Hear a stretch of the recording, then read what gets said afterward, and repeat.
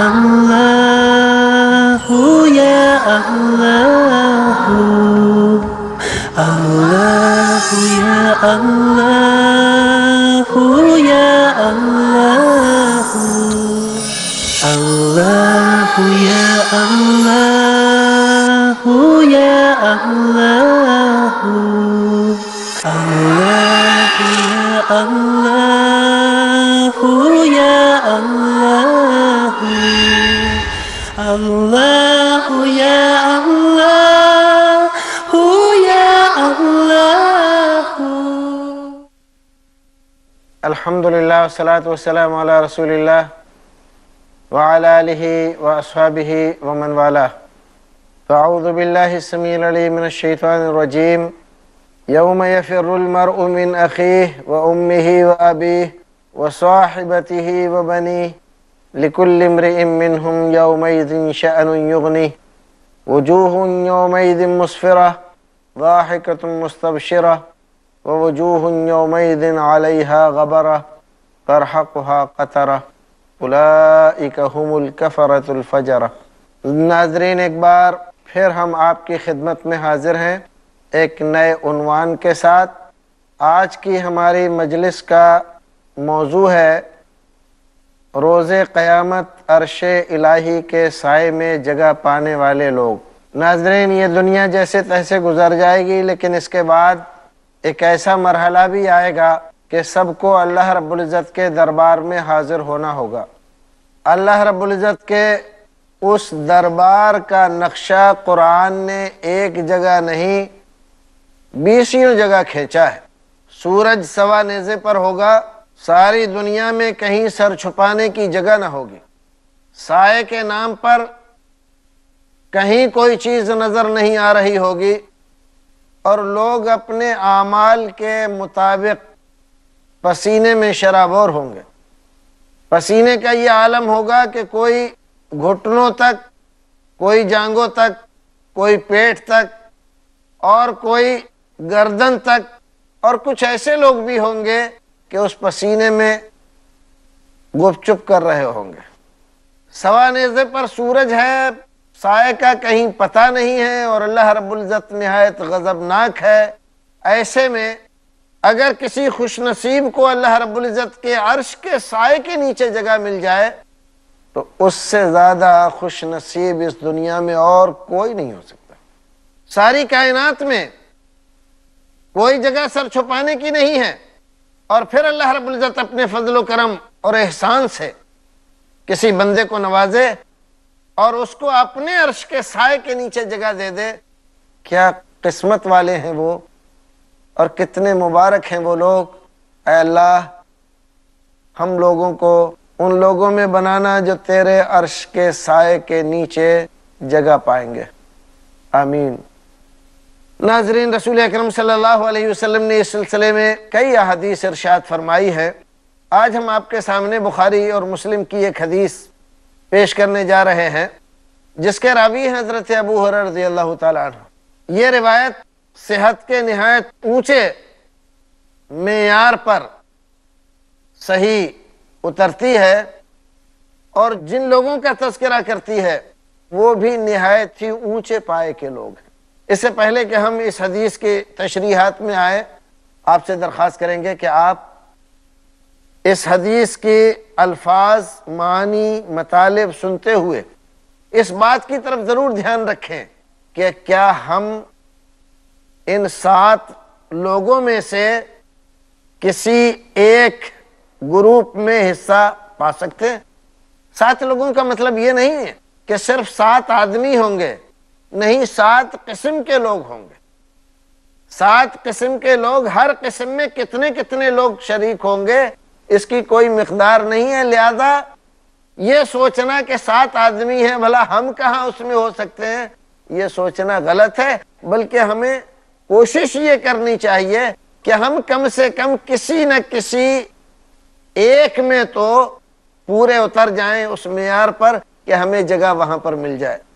تو ناظرین، رسول اکرم صلی اللہ علیہ وسلم ارشاد فرماتے ہیں، حضرت ابو ہریرہ بیان کرتے ہیں، 7 یظلہم اللہ فی ظلہ یوم لا ظل الا ظلہ. 7 قسم کے لوگ قیامت کے دن جب کہیں کوئی سایہ نہیں ہوگا، یوم لا ظل الا ظلہ، جبکہ اللہ رب العزت کے سائے کے بغیر کوئی سایہ کہیں نہیں ہوگا، پروردگار اپنی مہربانی سے 7 قسم کے لوگوں کو اپنے عرش کے سائے کے نیچے جگہ دے گا۔ اللہم اجعلنا منہم۔ ان 7 خوش نصیبوں میں سب سے پہلا رسول اکرم صلی اللہ علیہ وسلم جس گروہ کو بتلاتے ہیں، امام عادل، انصاف پرور بادشاہ، جو اپنی نفسانیت کو، اپنے خواہشات کو ایک طرف رکھ دے، عدل و انصاف کے ساتھ حکومت کرے، اپنے پرائی کی تمیز، چھوٹے بڑے کی تمیز، غریب اور امیر کی تمیز اٹھا کر رکھ دے، انصاف کی بنیادوں پر حکومت کرے۔ اگر وہ خود بھی کسی جرم کا ارتکاب کرے تو اس کو قصاص دینے یا سزا بھگتنے میں کسی طرح کی کوئی ایسی اڑچن پیدا نہ ہو کہ وہ انصاف کے تقاضوں کو بالائے طاق رکھ دے۔ اگر بندہ اس انداز سے حکومت کرتا ہے، امارت کرتا ہے، لوگوں کا حاکم بن کر بیٹھتا ہے کہ سارے لوگ اس کی نظر میں ایک سمان ہیں، سب کے ساتھ انصاف سے کام لیتا ہے، اپنے پرائے، بیوی بچے اور رشتہ دار، دشمن، دوست، ان میں سے کسی کی تفریق نہیں کرتا، انصاف کے تقاضوں کو پورا کرتا ہے، ایسا کرنا معمولی بات نہیں ہے۔ بڑے بڑے لوگوں کو دیکھا، تہجد گزاروں کو دیکھا، عبادت گزاروں کو دیکھا، لیکن جب انصاف کی بات کہنے کا، اپنے بیٹے، بیٹیاں، رشتہ دار، ناطے داروں کے تعلق سے حق بات اور سچی بات کہنے کا وقت آتا ہے تو منہ موڑ جاتے، اس معیار پر پورے نہیں اترتے۔ اس لیے انصاف پرور بادشاہ، حکمراں، خلیفہ اتنے اونچے درجے کا مالک ہے کہ جب کہیں سایہ نہیں ہوگا، قیامت کے دن ہم اسے اپنے عرش کے سائے کے نیچے جگہ دیں گے۔ معیار بہت بلند، انصاف کرنا بڑا دشوار ہے، اپنوں کے خلاف گواہی دینا اور حکم نافذ کرنا اور انصاف کو پورا کرنا یہ بڑا مشکل ہے، لیکن اتنا مشکل نہیں ہے کہ کوئی کر نہ سکے۔ کریں گے لوگ، ایسے ہوں گے، تبھی اللہ رب العزت نے یہ درجہ رکھا ہے۔ صحابہ کرام رضوان اللہ تعالی علیہم اجمعین، خلفائے راشدین، ہم دیکھتے ہیں ان کی سیرتوں میں 1 2 نہیں، 20 واقعات، سینکڑوں واقعات کہ انہوں نے انصاف کے تقاضوں کو پورا کیا۔ قاضی شرح کی عدالت میں حضرت علی رضی اللہ تعالی عنہ کو حاضر ہونے کا موقع ہوا، قاضی نے ایک یہودی کے برابر حضرت علی رضی اللہ تعالی عنہ کو عدالت میں کھڑے ہونے کا کٹگرے میں حکم دیا۔ انہوں نے اس بات کو یہ نہیں سمجھا کہ میں اتنے درجے اور مرتبے کا مالک، حسن و حسین کا باپ، فاطمہ کا شوہر اور رسول اکرم صلی اللہ علیہ وسلم کا بھائی اور آپ کا سپاہی، مجھے اور یہودی کو برابر کر دیا؟ نہیں۔ قاضی نے کہا کہ آپ مدعی کے یا مدعا علیہ کے برابر میں کھڑے ہوں۔ کھڑے ہو گئے، قاضی نے گواہی حضرت حسن و حسین کی قبول نہیں کی، تو یہ اتنا تو بے شک کہا کہ حسن و حسین کی گواہی قبول نہیں ہوگی۔ تعجب کی بات ہے، ان پہ شک ہے؟ کہا کہ ان پہ شک نہیں ہے، لیکن جس نے حسن و حسین کے درجے اور مرتبے بتلائے ہیں اسی نے یہ بتلایا ہے کہ باپ کے حق میں بیٹے کی گواہی قبول نہیں کی جائے گی۔ قربان جاؤ مسلمانوں، یہ لوگ جن کو رسول اکرم صلی اللہ علیہ وسلم نے تربیت دی تھی، انصاف کے پیمانوں کو کتنے بھلے طریقے سے پورا کرتے تھے، اپنی ذات، انانیت اور ان تمام چیزوں کو ایک طرف رکھ دیتے تھے اور رسول اکرم کے بتائے ہوئے اصول کو اپناتے تھے، اور انہی کرداروں کو دیکھ کر دنیا کے لوگ بغیر کسی اور محنت کے ان کے کردار کو دیکھ کر مسلمان ہو جاتے تھے۔ رسول اکرم صلی اللہ علیہ وسلم ایک دوسرا گروپ ذکر کرتے ہیں، وَشَابٌ نَشَأَ فِي عِبَادَةِ اللَّهِ، شاب نشأ فی عبادت اللہ، جس نے اس انداز سے پرورش پائی کہ جوانی کی تہلیز میں قدم رکھا تو اللہ کی عبادت کرتے ہوئے رکھا، اور ساری جوانی اسی انداز سے گزر دی۔ جوانی کا مرحلہ انسانی زندگی میں بڑا دشوار ہوتا ہے۔ شاعر کہتا ہے کہ جوانی ہر کسی کی باعث الزام ہوتی ہے، اور نگاہ نیک بھی اس عمر میں بدنام ہوتی ہے۔ جوانی میں حق کے راستے پر چلنا، برائیوں سے بچنا، شیطان کے چنگل سے محفوظ رہنا، خواہشات کو پرے ڈھکیل دینا اور اللہ کی فرما برداری پر ڈٹے رہنا معمولی بات نہیں، بہت بڑی بات ہے۔ اسی لیے رسول اکرم صلی اللہ علیہ وسلم فرماتے ہیں کہ وہ نوجوان، اللہ اکبر، جس نے جوانی کا پورا وقت اللہ کی عبادت میں گزارا، اللہ رب العزت کے یہاں وہ اس لائق ہے کہ اللہ رب العزت قیامت کے دن اس کو عرش کے سائے کے نیچے جگہ عنایت فرمائے۔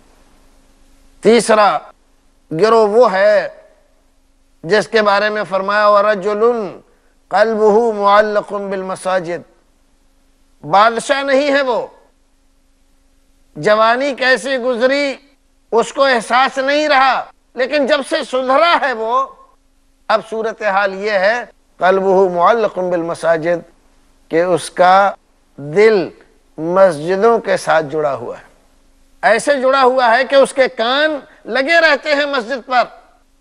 کب مسجد سے حی علی الصلاۃ حی علی الفلاح کی آواز آتی ہے اور وہ اپنا کاروبار چھوڑ کر مسجد کی طرف جاتا ہے۔ دل مسجد میں لگا ہوا ہے، جسم دوسری جگہ ہے، کاروبار میں لگا ہوا ہے، جسم سے وہ حاضر ہے دکان میں، مکان میں، کھیتی باڑی میں، لیکن دل اس کا مسجد سے لگا ہوا ہے۔ اذان ہو میں جاؤں اور اپنے رب کے گن گاؤں اور یاد کروں اس کو، تسبیح پڑھوں، تحلیل پڑھوں اور اس کے دربار میں حاضر ہو جاؤں۔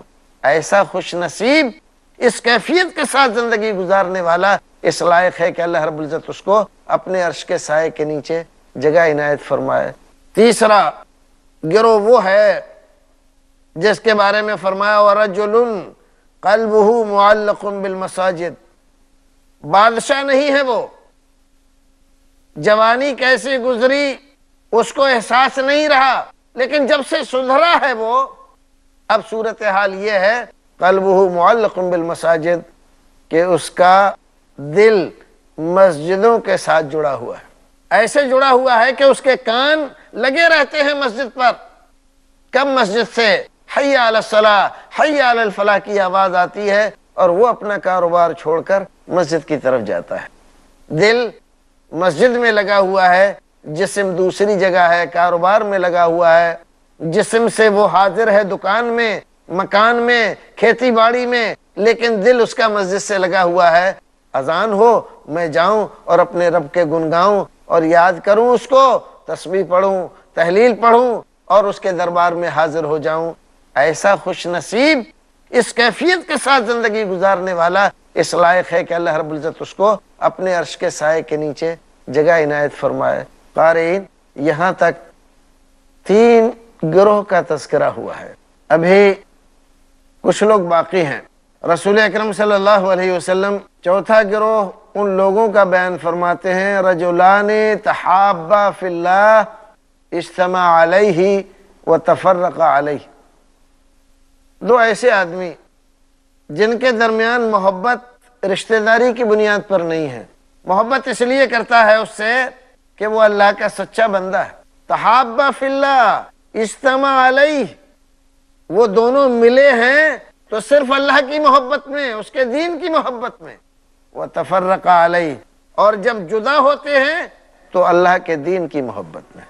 در حقیقت یہ معیار بھی بڑا سخت ہے، صرف اللہ کے لیے محبت، الحب للہ والبغض للہ، کسی سے محبت کرتے ہیں تو اللہ کے لیے اور بغض رکھتے ہیں تو اللہ کے لیے۔ ہر ایک کے بس کی بات نہیں، ہر ایک کے بس کی بات نہیں ہے، بہت اونچا معیار ہے۔ اس معیار کو باقی رکھنا ہر ایک آدمی کے بس کی بات نہیں ہے۔ اسی لیے اللہ نے اس کو یہ درجہ اور مقام دیا کہ عرش الہی کے سائے میں اس کو روز قیامت جگہ دی، جب کسی دوسرے کو وہ جگہ نہیں مل رہی۔ ناظرین ذرا غور کریں، امام عادل ہر ایک آدمی کے بس کی بات نہیں ہے کہ وہ بادشاہ بن جائے، اور ہر ایک آدمی کے بس میں یہ بھی نہیں ہے، ہو سکتا ہے حدیث جب سن رہا ہے یہ جوانی اس کی گزر چکی ہو، جوانی کو واپس نہیں لایا جا سکتا۔ اسی طرح سے اس کی کیفیت ایسی نہ ہو پائے، کاروبار میں اتنا مشغول رہتا ہے کہ اس کا دل اور اس کے کان مسجد سے لگے رہیں، لیکن محبت تو کسی سے اس لیے کہ وہ اللہ کا فرما بردار ہے کر سکتا ہے نا۔ یہ 7 قسم کے لوگ جو رسول اکرم نے فرمائے ہیں، اسی لیے کہ ہم دیکھیں کہ کیا ان 7 میں سے کوئی ایسا گروہ بھی ہے جس میں سے ہم بن سکتے ہیں۔ تو غور کرو، سوچو، کوشش کرو کہ کسی ایک گروہ میں تو ہمارا شمار ہو جائے۔ رسول اکرم صلی اللہ علیہ وسلم 5ویں آدمی کا ذکر کرتے ہیں، رجل دعته امرأة ذات منصب و جمال فقال انی اخاف اللہ۔ ایک آدمی کسی شہر میں جا کر رہتا ہے، اپنے گاؤں اپنی بستی میں رہتا ہے، کسی ہوٹل میں جا کر رہتا ہے، سفر میں کہیں کسی جگہ پہنچا ہے، اچانک اس کی ملاقات ایک عورت سے ہوتی ہے۔ وہ عورت حسن و جمال کا مجسمہ ہے، دنیاوی جاہ و منصب کی حامل ہے، ہر اعتبار سے اس لائق ہے کہ کوئی بھی مرد اس سے محبت کرے اور اس کے اشاروں پر چلے اور ناچے۔ اس آدمی کو وہ عورت دعوت دیتی ہے، اپنی محبت کے جال میں پھنسانا چاہتی ہے، اس سے آزادی کے ساتھ ملنے جلنے کے مواقع نکالتی ہے، پیدا کرتی ہے، اپنی خواہش نفس کو پورا کرنے کے لیے۔ لیکن یہ آدمی یہ ساری چیزیں ترغیبات ہوتے ہوئے اس عورت کا دعوت دیتے ہوئے، حالانکہ اکثر عورت اس کام میں آگے نہیں بڑھتی، لیکن یہاں الٹا ہو رہا ہے، عورت دعوت دے رہی ہے، معمولی عورت نہیں، حسن و جمال کا مجسمہ ہے اور مال و منال کا ڈھیر ہے، اس کے پاس بہت مال ہے، سوسائٹی میں بھی اونچی حیثیت کی ہے، اس سے جا کر یارانہ اور دوستانہ کرے گا تو اس کے ساتھ اچھی زندگی گزرے گی، لیکن وہ اس عورت سے کہہ دیتا ہے انی اخاف اللہ، خبردار مجھ سے ملنے کی کوشش مت کرنا، میں اللہ سے ڈرتا ہوں۔ اور اس طرح سے وہ اس کو جواب دے دیتا ہے، اپنی عفت و عصمت کی حفاظت کرتا ہے، اپنے کردار کی پاکیزگی کو برقرار رکھتا ہے۔ ناظرین، ہم انسان ہیں، شیطان ہمارا باہر سے دشمن ہے، اور یہ جسم شیطان پری چہرہ ہمارے سامنے کھڑی ہوئی ہے، آفت کی پرکالا، یہ چاہتی ہے ہم بہک جائیں، لیکن ہم اللہ کے ڈر سے برائی اختیار نہیں کرتے، بلکہ اس کو جواب دے دیتے ہیں، خبردار میں اللہ سے ڈرتا ہوں، میرا تیرا میل نہیں ہو سکتا۔ یہ کردار اللہ رب العزت کو اتنا پسند آتا ہے کہ اس کو اپنے عرش کے سائے کے نیچے جگہ عطا فرماتا ہے۔ ایک اور شخص رسول اکرم صلی اللہ علیہ وسلم بیان فرماتے ہیں، رجل تصدق بصدقۃ فاخفاها حتى لا تعلم شماله ما تنفق يمينه۔ ہم میں سے اکثر لوگ ہیں جو اللہ رب العزت کے لیے، غریبوں مسکینوں کے لیے کچھ نہ کچھ خرچ کرتے ہیں، لیکن کتنے لوگ ہیں جو خلوص کے ساتھ خرچ کرتے ہیں؟ ریاکاری، دکھاوا، تعریف کی خواہش، یہ ساری چیزیں ہمارے اس کیے کرائے پر پانی پھیرتی رہتی، ہمیں تمنا رہتی ہے دنیا والے ہمیں سخی کہیں، فیاض کہیں، ہم چاہتے ہیں دنیا والے دیکھیں کہ ہم بہت اچھے ہیں، لوگوں کو دیتے لیتے ہیں، لہذا نیکی تو 1 انچ کرتے ہیں لیکن دکھاوا 10 انچ کرتے ہیں۔ ایسے لوگوں کو اللہ رب العزت اپنی خاص رحمت سے نہیں نوازتا۔ لیکن دیکھو، اللہ رب العزت ایک آدمی کو، صدقہ خیرات کرنے والے کو عرش کے سائے کے نیچے جگہ عنایت فرماتا ہے۔ کس لیے؟ صدقہ سبھی دیتے ہیں، لیکن اس نے صدقہ دیا تو کیسا دیا؟ تعریف کے لیے نہیں، دکھاوے کے لیے نہیں، ریاکاری کے لیے نہیں، ایسے صدقہ دیا کہ اس کا دایاں ہاتھ اگر کچھ خرچ کرتا ہے تو بائیں ہاتھ کو پتہ نہیں چلتا۔ اتنا خلوص، اتنی اللہیت صرف اللہ کے لیے اس نے کیا، دکھاوے کے لیے نہیں۔ تو اللہ رب العزت کو اس کی ادا اتنی پسند آئی کہ اپنے عرش کے سائے کے نیچے اس کو جگہ دینے کا اعلان فرما دیا اپنے نبی کے ذریعے۔ ایک اور شخص، رجل ذکر اللہ خالیا ففاضت عیناہ، بیٹھا ہوا تھا اکیلا تنہائی میں، اللہ رب العزت کی نعمتوں کا، اس کے انعام کا، فضل و کرم اور احسان کا، اس کی عنایتوں کا، اس کی نوازشوں کا خیال آ گیا۔ ساری کائنات اس نے بنائی ہے، مجھے بنایا ہے، اور میری زندگی کے لیے کیا کیا نعمتیں اس نے پیدا کی ہیں، میں کیا کر رہا ہوں، میں نے کیا کیا ہے اس کے مقابلے میں، اس کے بدلے میں؟ دل بھر آیا، آنکھوں سے آنسو روا ہو گئے۔ پروردگار، نادم ہوں، شرمندہ ہوں، میں نے تیری نعمتوں کے مقابلے میں کچھ بھی تو نہیں کمایا۔ ففاضت عیناہ، اس کی آنکھیں بہہ پڑی، اس کی آنکھیں آنسو بہانے لگی، رونے لگا، ہچکی بند گئی۔ اللہ رب العزت کو اس کی ادا اتنی پسند آتی ہے کہ پروردگار پھر ان لوگوں میں اس کو شمار کر دیتا ہے جو عرش کے سائے کے نیچے جگہ پائیں گے۔ عرش کے سائے کے نیچے اس کو جگہ ملے گی۔ کیوں؟ اس لیے کہ کسی کے دکھاوے کے لیے نہیں، اللہ رب العزت کی محبت سے اس کا دل بھرایا، اس کی نوازشوں کا اعتراف اس نے کیا، اللہ رب العزت کو اس کی ادا پسند آئی۔ ناظرین، 7 قسم کے لوگ ہیں۔ کیا ہم پاتے ہیں کہ ان 7 میں سے کسی ایک میں ہمارا شمار ہو سکتا ہے؟ ہم حاکم نہیں ہیں، نوجوانی ختم ہو گئی، کیا ہم محبت کرتے ہیں کسی سے دین کی بنیاد پر؟ کیا ہم کوئی حسن و جمال کی ملکہ ہمیں بلائے تو کیا ہم اس کو یہ جواب دے سکتے ہیں؟ اور کیا ہم اللہ رب العزت کے لیے خرچ کرتے ہیں تو اتنا خلوص اس کے اندر باقی ہوتا ہے؟ اور اے ناظرین، کیا اللہ رب العزت کو تنہائی میں یاد کر کے ہماری آنکھوں سے آنسو نکلتے ہیں؟ اگر نہیں نکلتے، کوشش کرو ان 7 میں سے کسی ایک گروہ کے ساتھ شامل ہو جاؤ۔ پروردگار ہمیں توفیق عطا فرما کہ ان 7 لوگوں میں کسی نہ کسی میں ہمارا بھی شمار ہو جائے، اور تیری نوازشیں اور عنایتیں ہمارے اوپر ہو جائیں، اور قیامت کے دن جب کہیں سایہ نہ ہو، تیرے عرش کے سائے کے نیچے ہمیں جگہ مل جائے۔ ناظرین، اسی کے ساتھ ہمارا یہ سلسلہ یہاں اختتام پذیر ہوتا ہے۔ پھر ملیں گے ایک اور موضوع کے ساتھ، تب تک کے لیے وآخر دعوانا الحمدللہ رب العالمین، والسلام علیکم ورحمۃ اللہ وبرکاتہ۔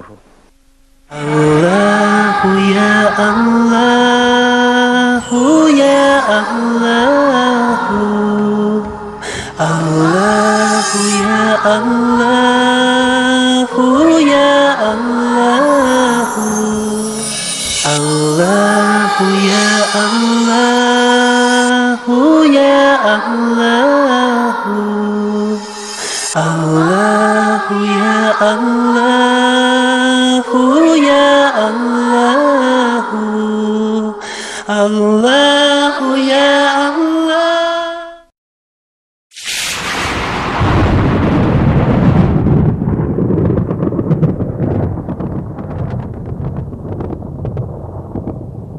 Big sound, great quality, one name. Big sound, great quality, one name.